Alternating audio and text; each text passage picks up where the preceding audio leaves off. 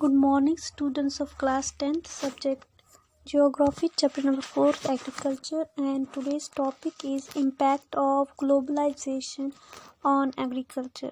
Student, जैसे कि आपने ग्लोबलाइजेशन के बारे में हिस्ट्री में पढ़ा होगा कि व्हाट इज़ ग्लोबलाइजेशन। ग्लोबलाइजेशन में जो पूरे वर्ल्ड होता है बिल्कुल पास हो जाता है, जो मार्केट्स है वो बिल्कुल नज़दीक हो जाते हैं, पूरी दुनिया नज़दीक आती है और हर चीज़ में नियरनेस आ जाती है। कि जैसे इंटरनेट की वजह से आज हमें सारी दुनिया की खबरें एक सेकंड में ही मिल जाती है। तो ऐसे सिस्टम को ग्लोबलाइजेशन को कहते हैं। जब दुनिया में कोई कोई प्रॉब्लम क्रिएट हो, उसका असर पूरी दुनिया में पड़े, या कोई अच्छी बात हो उसका असर पूरी दुनिया में पड़े, तो ऐसे सिस्टम को ग्लोबलाइजेशन कहते हैं। और आज हम इसी ग्लोबलाइज वर्ल्ड में रह रहे हैं। जैसे कि आपको पता है कि अमेरिका में बनने वाली चीज़ें हमें आसानी से इंडिया में मिल जाती है, और इंडिया में बनने वाली चीज़ आसानी से आपको अमेरिका में मिल जाती। नहीं तो इनके बीच में डिस्टेंस बहुत ज़्यादा है, मगर ग्लोबलाइजेशन की वजह से जो कंट्रीज आज बहुत नज़दीक आ चुके हैं। So, under globalization, particularly after 1990, the farmers in India have been exposed to new challenges. तो स्टूडेंट्स, आपको पता ही होगा कि आफ्टर 1990 इंडियन गवर्नमेंट ने अपने मार्केट को ओपन कर दिया फॉर जो वर्ल्ड के जो प्रोडक्ट्स हैं उनके लिए ओपन कर दिया, खुली छूट दी थी। जो बाहर की कंपनीज़ है, बाहर के प्रोडक्ट्स को खुले तौर पर इंडियन मार्केट में बेचने के लिए। इसकी वजह से जो इंडियन फार्मर्स को एक नए चैलेंज का सामना करना पड़ा, क्योंकि डेवलप्ड कंट्री से जो चीज़ें आ रही थी अब वो आसानी से इंडियन मार्केट में बेची जा सकती थी। जिससे जो आफ्टर 1990 में हुआ, तो इसकी वजह से काफ़ी प्रॉब्लम्स इंडियन फार्मर्स को सहनी पड़ी। So, despite being an important producer of rice, cotton, rubber, tea, coffee, jute, spices, our agriculture products are not able to compete with the developed countries because of the highly subsidized agriculture in those countries. तो जो वहाँ के जो products थे वो काफ़ी develop थे, और उनकी क्वालिटी एंड क्वांटिटी बहुत अच्छी होती है, क्योंकि जो डेवलप कंट्रीज़ है वहाँ की जो गवर्नमेंट है वो एग्रीकल्चर सेक्टर में काफ़ी सब्सिडी देती है, जिससे वहाँ के फार्मर्स को ज़्यादा लोन वगैरह नहीं लेना पड़ता, उनको ज़्यादा पैसों की दिक्कत, सीड्स, फर्टिलाइज़र्स की दिक्कत नहीं आती है। और वहाँ के फार्म्स भी काफ़ी बड़े होते, इंडिया की तरह नहीं होते। यहाँ फार्म छोटे होते हैं, यहाँ ज़मीन के जो टुकड़े होते हैं वो छोटे छोटे परिवार के छोटे छोटे हिस्सों में बांटी जाती है। वैसा डेवलप कंट्रीज वहाँ बहुत बड़े फार्म्स होते। इसकी वजह से जब ये चीज़ें हमारे मार्केट में आई, तो जो हमारे जो फार्मर्स थे उनको अपने प्रोडक्ट्स की प्राइसेस को कम करना पड़ा। Today Indian agriculture find itself at the crossroads. To make agriculture successful and profitable, proper thrust should be given to the improvement of the condition of the marginal and small farmers. तो जो 1990 जो market खुला, उसके बाद जो काफ़ी दिक्कतों का सामना करना पड़ा ज़्यादातर छोटे फार्मर्स को, क्योंकि उनको कम रेट पर अपनी चीज़ें बेचनी पड़ी। तो गवर्नमेंट ने इनके लिए इनकी कंडीशन को सुधारने के लिए काफ़ी प्रोग्राम्स बनाए, जिसके बारे में हमने लास्ट वीडियो में डिस्कस किया था, और जो ज़रूरी भी था ताकि ये जो छोटे और गरीब किसान हैं इनको ग्लोबलाइजेशन से फ़ायदा मिले, ना कि नुकसान।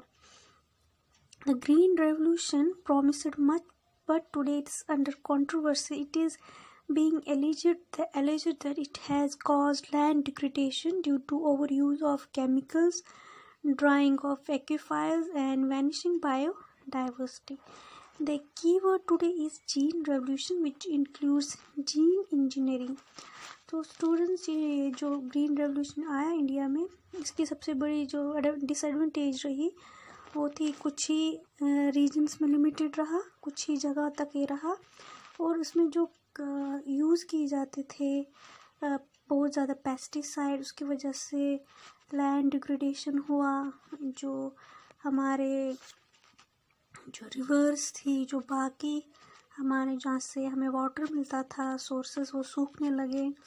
और जो बहुत सारे कीड़े मकोड़े थे वो ख़त्म हो गए, क्योंकि इतना यूज़ किया गया पेस्टिसाइड्स ग्रीन रेवोल्यूशन में, क्योंकि उसमें यही था कि फसल को बचाया जाए कीड़ों से, मकोड़ों से, या जो भी जर्म्स वगैरह है। तो इसकी वजह से काफ़ी पेस्टिसाइड्स का इस्तेमाल किया गया क्रॉप को बचाने के। उसकी वजह से बहुत सारे जो इंसेक्ट्स थे, रोडेंट्स थे, वो धीरे धीरे या तो ख़त्म हो गए या तो बहुत कम ही रह गए।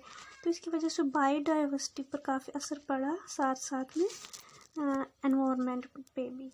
मगर आज काफ़ी चेंजेस आने लगी है। आप लोग जेनेटिक इंजीनियरिंग और जो ऑर्गेनिक फार्मिंग है उसका इस्तेमाल करने लगे हैं, ताकि जो एग्रीकल्चर में बहुत ज़्यादा यूज़ होता है पेस्टिसाइड्स और इंसेक्टिसाइड्स का वगैरह, वो कम हो और एनवायरनमेंट पे ज़्यादा असर ना पड़े, ना ही ह्यूमंस पे। क्योंकि जो यही फर्टिलाइज़र और पेस्टिसाइड्स, उसकी वजह से कैंसर, ये पता लगा है कि इससे ये कैंसर काजिंग प्रोडक्ट्स होते हैं और जो ह्यूमंस में कैंसर को काज करते हैं।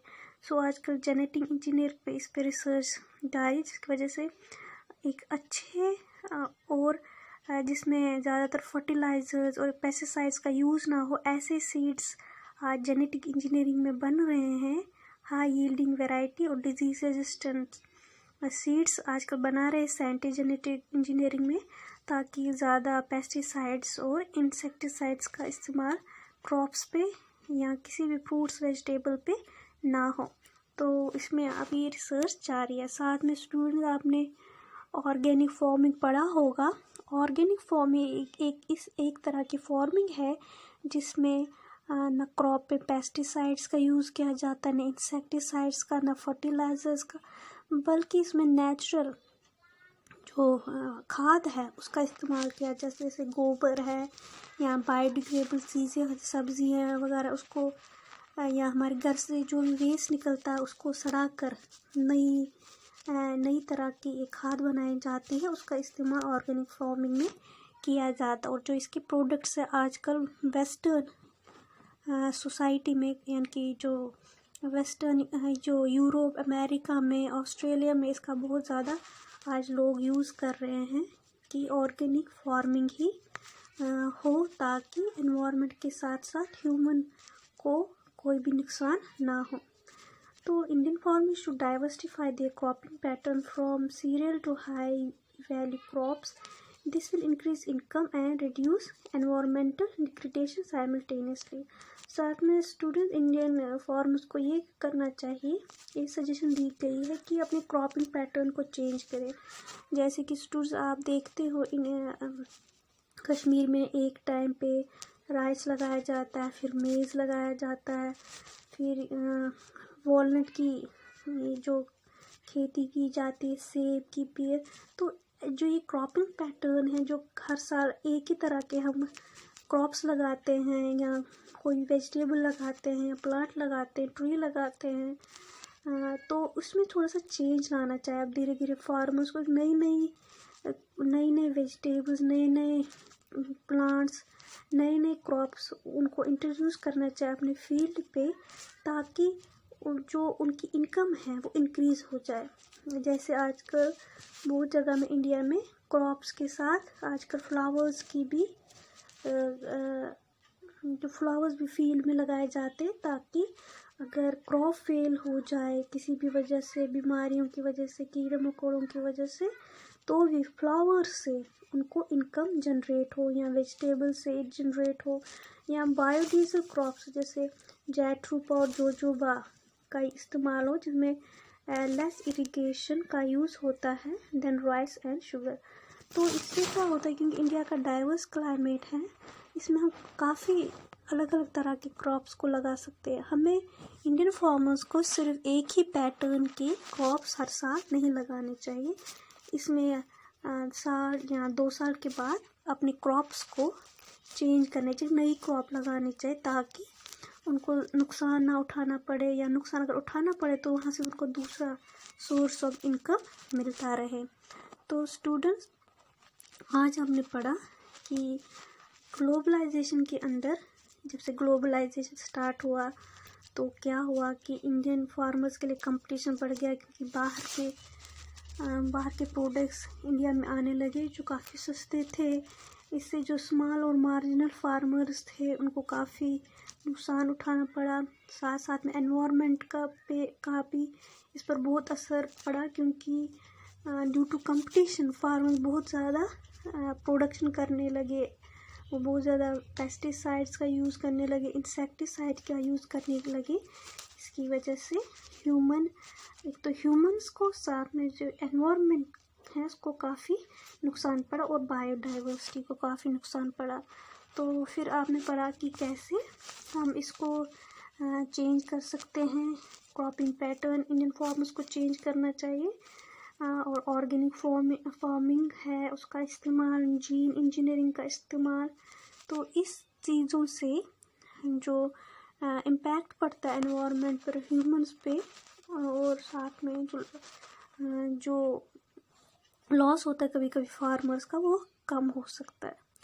तो स्टूडेंट्स, इसी के साथ ही जो आपका चैप्टर है आज एंड हो रहा है। Thank you.